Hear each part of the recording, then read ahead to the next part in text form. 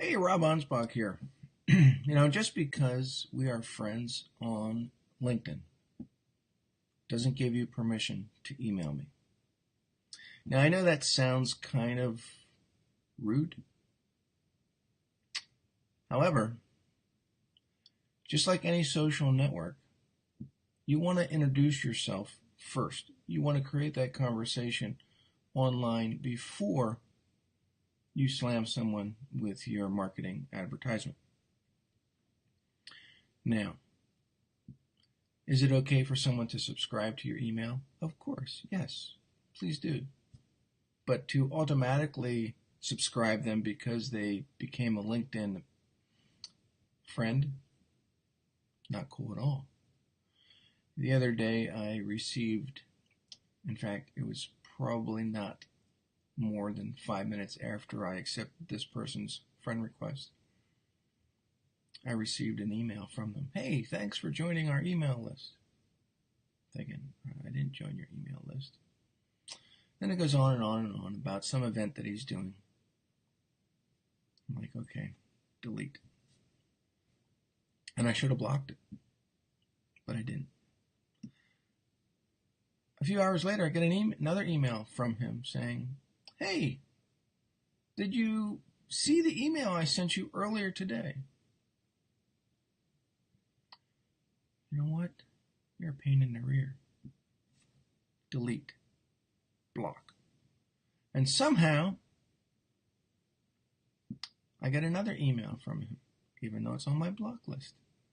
Actually, it wasn't from him. It was from his secretary using another email, but it was the same list. And I responded back, I didn't subscribe to this, and I don't appreciate getting spam junk email. She responds back, well, it's really not spam. You became friends with such and such on LinkedIn, so we assumed you gave us permission to do so. No, that's not how it works.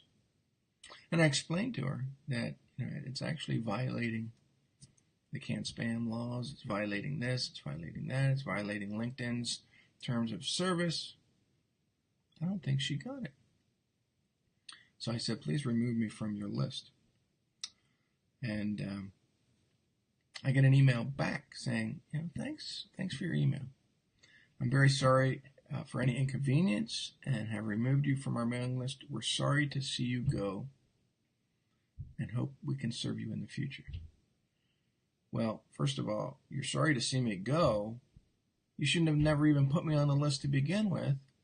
And they're never going to serve me in the future because now I know that they're scumbags. They don't really understand who goes on what list and why. So, I'm not saying that, LinkedIn is bad. I think LinkedIn is great for a lot of different purposes, especially B2B and business to business. But it's awful because it allows you to actually download your customer list, your friends, fans, followers that are following on LinkedIn, and get their email address, and then automatically spam the crap out of these people. That's not how it works.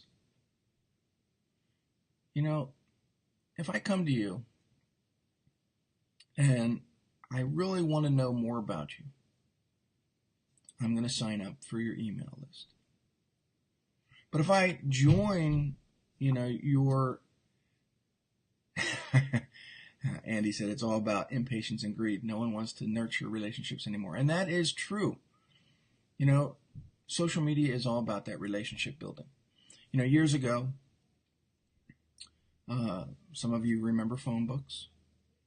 You just call up a sales rep, get your advertisement in the phone book, and get the phone to ring, and people would call and say, hey, I want your service. Great.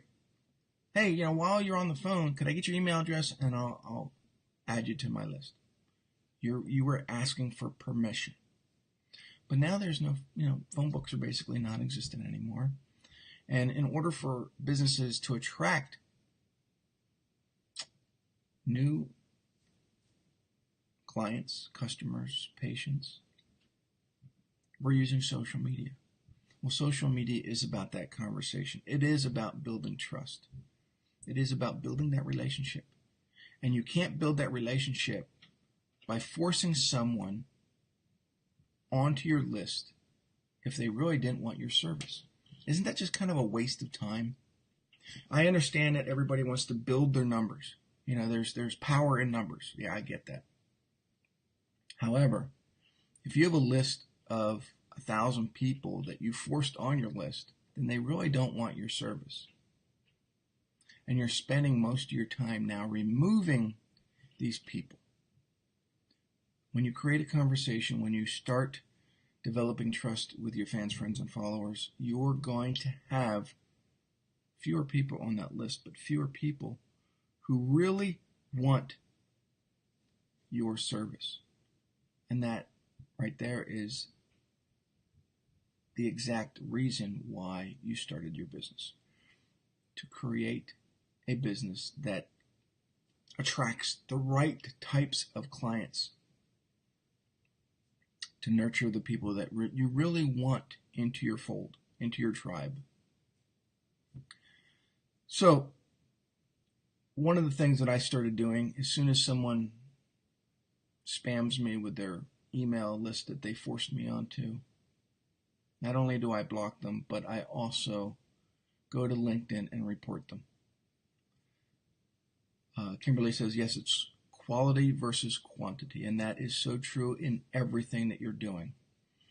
You know, we strive, as business owners, we strive to market to the right types of individuals.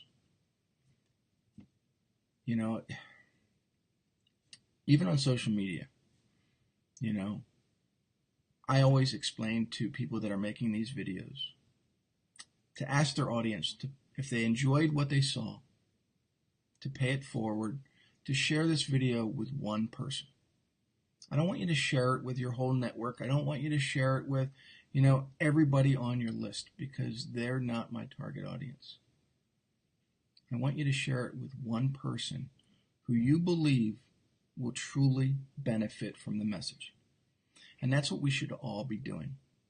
When you make these videos, when you make your posts, ask your friends and fans and followers, family members and colleagues to share it with one person.